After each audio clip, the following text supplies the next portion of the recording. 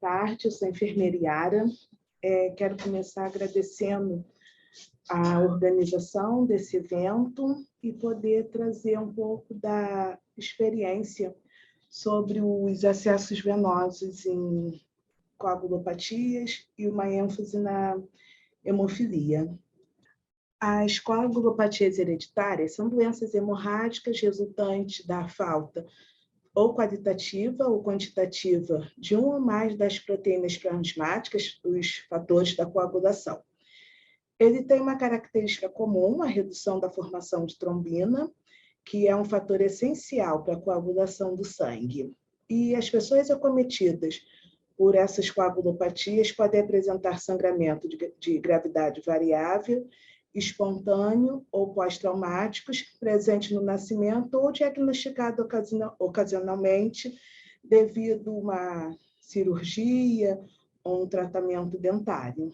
Elas são classificadas em deficiência do fibrinogênio, que é o fator 1, a deficiência de protombina, fator 2, deficiência de fator 5, 7, o 8, caracterizando a hemofilia A, o 9, a hemofilia B, o fator 10, 11, 12 e o estabilizador de fibrina, fator 13 e a doença de von Willebrand. Em relação aos acessos venosos, eles podem ser periféricos, né, que são utilizados em um curto espaço de tempo ou em terapias intermitentes, e o central, com a necessidade de grande volume, soluções hipertônicas, drogas cáusticas ou a NPT. Mais aproximadamente 70% a 80% dos pacientes internados, eles vão necessitar de um acesso venoso periférico para melhorar a sua situação. Porém, se esse acesso for inserido de forma incorreta, pode ocasionar algumas complicações, como flebites, as infiltrações, hematomas, trombos. E para evitar a ocorrência dessas complicações, podemos contar com a técnica, né, e habilidade, conhecimento do profissional que vai estar realizando esse acesso venoso periférico, associado à escolha do material, um bom local para realizar a punção, a técnica de inserção desse catéter, junto com o que vai ser infundido nesse local, nesse acesso. Então, reforçando, né, as tendências, a elevada demanda de pacientes, que 70% a 80% vão necessitar, a educação oferecida tanto para o paciente quanto para o profissional de saúde, que vai estar realizando essa técnica, informar, né, principalmente quando é criança, que o acompanhante, o responsável, precisa ter cuidado com esse acesso para a criança não perdê-lo, a necessidade da equipe de enfermagem especializada em punções venosas periféricas e a tolerância zero para infecções relacionadas à terapia intravenosa. O que é desejado? A satisfação do paciente com a melhoria do quadro dele e a redução de complicações, os números de punções relacionados à boa avaliação do paciente no início da terapia, foi aquilo que eu falei, de saber a técnica, escolher o material e o custo relacionado aos materiais e lesões associadas à venopunção. As complicações. Nós temos as complicações locais, que são as flebites, extravasamentos, infiltrações, hematomas, tromboses, oclusões e rompimento. E os sistêmicos relacionados à sepse, sobrecarga respiratória, edema pulmonar e a embolia gasosa.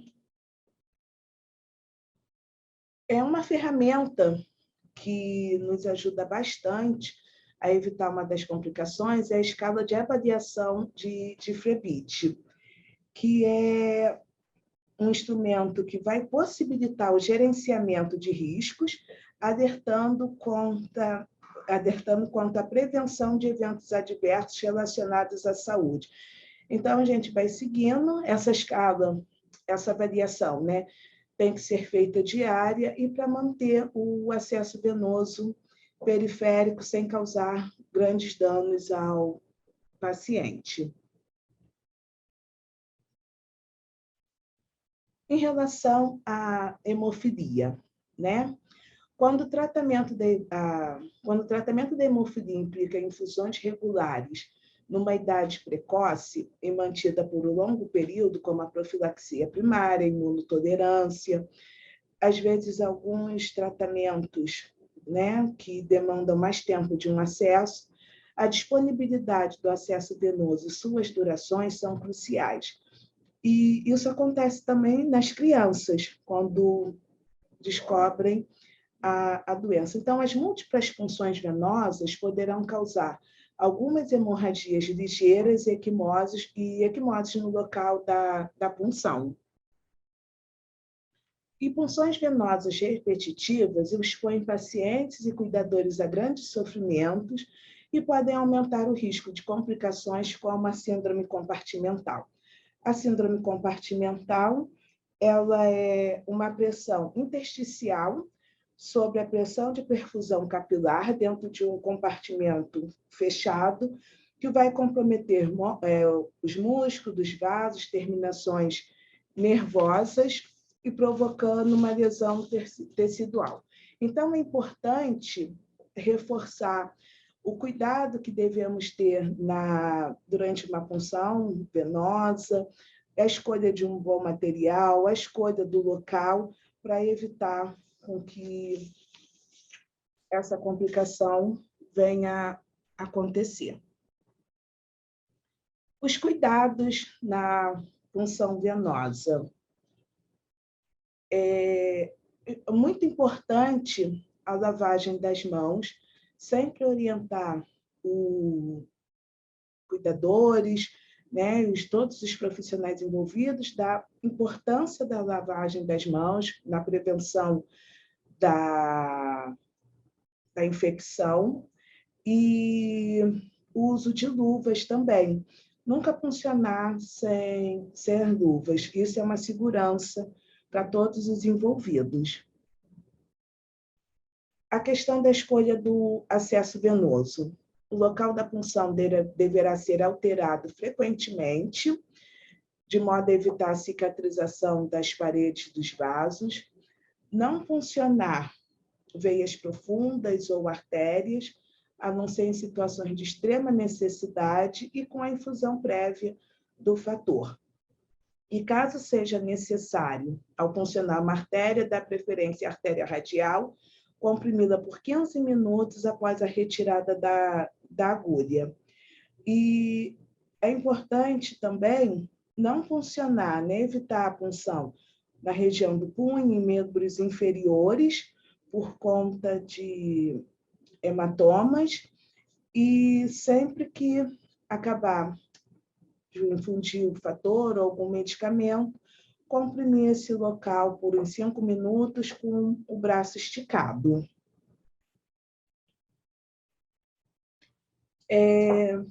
Muitas das vezes a gente usa os anestésicos locais, principalmente em crianças, para poder que vão minimizar a dor e permitir a adaptação gradual da criança à prática das infusões regulares.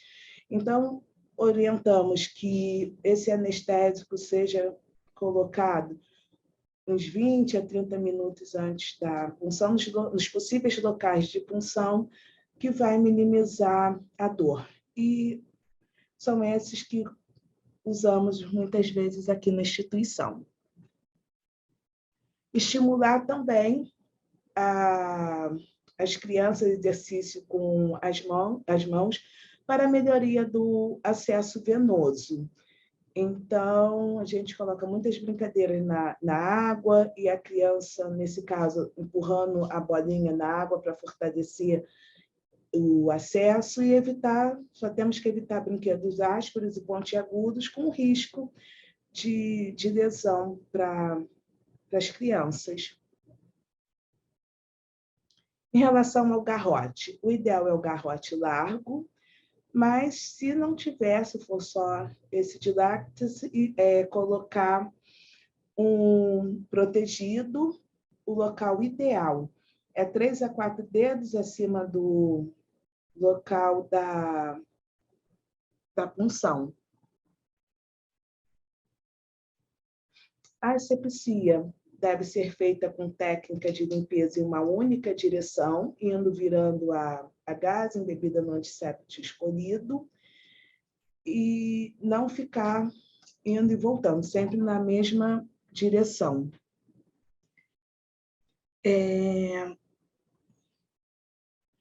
E se depois de ter feito a antisepsia, ter feito a limpeza, colocar a mão no acesso, estragou, sujou tudo, mesmo o dilúvio, então tem que realizar a limpeza de novo. E sempre incentivar a equipe o uso de luvas, né? E evitar fazer a punção venosa sem o uso das luvas e não colocar a mão, não tocar outros objetos, né, com as luvas, tipo lixeira, celular, caneta, para proteção mesmo. Muito importante, quando se trata de crianças menores ou bebezinhos, a importância do posicionamento. É importante fazer essa imobilização da criança com lençol. Isso vai garantir o quê? Que ela não se mexa tanto e evitar os hematomas e equimoses por várias pessoas ficarem segurando e a criança fica muito mais agitada. Então, quando a gente faz essa imobilização com lençol, que a criança está vendo os responsáveis, os pais, por perto, a criança acaba ficando mais calma e o procedimento ocorre com mais tranquilidade. Em relação ao uso do acesso venoso, né, e do catéter, o protocolo de profilaxia primária, ele indica, no caso de dificuldade de acesso venoso, a implantação do catéter venoso central, que o centro tratador vai ficar responsável em providenciar a implantação desse catéter com uma equipe experiente e capacitada e o preparo prévio da criança e da família por equipe multiprofissional. O catéter venoso central totalmente implantado. Ele é um tubo flexível, radiopaco, feito de silicone, poliuretano ou teflon. Ele possui um reservatório nas suas extremidades, onde a parte central é uma membrana de silicone, o septo, onde serão realizadas as punções. Então, esse catéter ele vai ser indicado na dificuldade do acesso venoso periférico e na necessidade de um acesso venoso por um período prolongado.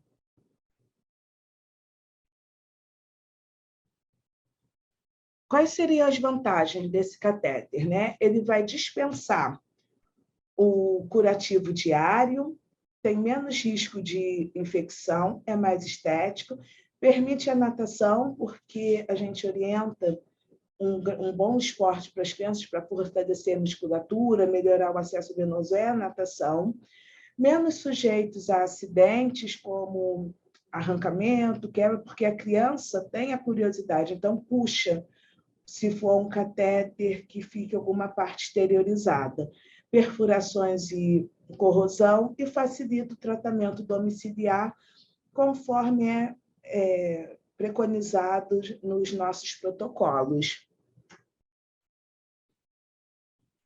A desvantagem, né? Ele é um procedimento cirúrgico para inserção, precisa atravessar a pele para acessar o reservatório. Então, com isso, alguns pacientes relatam dor quando atravessa a pele e precisa de uma agulha especial para acessar o reservatório, é a agulha de Uber. Então, somente ativar o catéter com a agulha de Uber. A implantação, ela ocorre no centro cirúrgico, sob anestesia geral, e os locais de implantação são as veias calibrosas da região do torácica, membros superiores e, em último caso, em membros inferiores. Quando, pela prática, né, aqui da instituição, se possível, a gente tenta conversar com o cirurgião pediátrico de fazer a implantação nos braços. Por quê? Isso vai facilitar o controle hemostático, no caso de hemorragias, e na hora de ativar o catéter, fica mais fácil fazer a imobilização da criança quando comparado a esse catéter implantado no tórax, que a criança se mexe e fica mais difícil acessar o reservatório. Ativação. A ativação do catéter deve ser sempre realizada com técnica asséptica, realizar uma boa limpeza, né, na área de inserção do catéter, usar sempre seringa de 10 ou 20 ml, nunca menor a 10 ml, para manipular esse catéter, para fazer a infusão tanto de medicamentos quanto do soro. E, durante a desativação, realizar a técnica de turbilhonamento para fazer a limpeza da parede do catéter e fechar com pressão positiva para não ter o refluxo e causar futuramente obstrução desse catéter. As possíveis complicações. Então, podemos ter, durante o procedimento, sangramentos e hematomas por alguma intercorrência, infiltração por conta da desconexão do catéter, o reservatório, uma punção errada do reservatório e a ruptura do catéter. Impossibilidade de punção por mau posicionamento do reservatório, ele pode virar, e a esterilização do porte e infecções. Então, nós temos uma foto com infecção no local da implantação do catéter.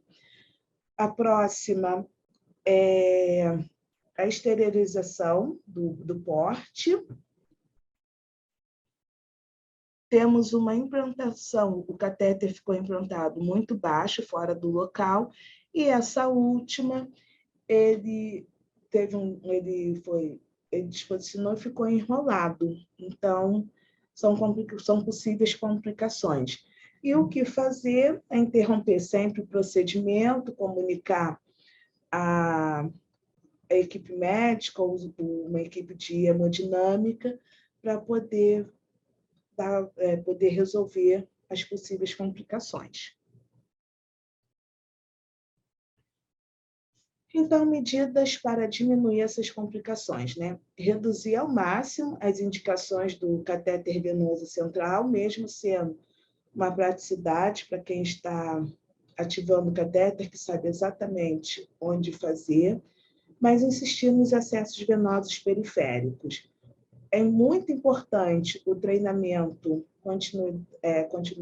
continuado da equipe de enfermagem e dos cuidadores, a criação de protocolos para colocação e manutenção do catéter venoso central totalmente implantado e a centralização da implantação desse catéter em uma única instituição, porque assim a gente mantém a parceria com essas instituições e fica mais fácil a manutenção desse catéter junto com a equipe e com os cuidadores. Nós temos a ementa da Federação Brasileira de Hemofilia, que ela promove, né, o treinamento, ela dá respaldo ao treinamento de infusão venosa para pacientes, familiares e cuidadores, tanto o acesso venoso periférico e o acesso venoso, o catéter venoso central, o catéter totalmente implantado. Então, os treinamentos são feitos aqui na instituição, não tem um prazo determinado por qual período os cuidadores vão ficar treinando, eles têm que estar se sentindo seguros, aptos para realizar o procedimento, tanto no acesso venoso periférico, quanto no catéter totalmente implantado. Então, nós treinamos a família, os cuidadores, né, os pais e responsáveis, e eles vão fazer isso em domicílio, o que vai garantir uma melhora na organização da vida, né? Não precisa faltar escola, faltar trabalho, para garantir a infusão do fator. Como conclusões, os benefícios e riscos do uso do catéter venoso central em regime de profilaxia ou na imunotolerância são bem reconhecidos. A colocação do catéter, respeitando a adequada profilaxia de reposição, é segura. Então, quando os nossos pacientes vão colocar o catéter, eles passam por toda a equipe multidisciplinar e é feita orientações para a instituição que irá implantar o catéter com a dose da profilaxia, de reposição, do que é necessário para garantir que tudo ocorra bem. A infecção ainda é a principal complicação e está associada à manutenção desse catéter. E o treinamento é muito importante também, o treinamento da equipe e dos cuidadores para prevenção de infecção e demais complicações.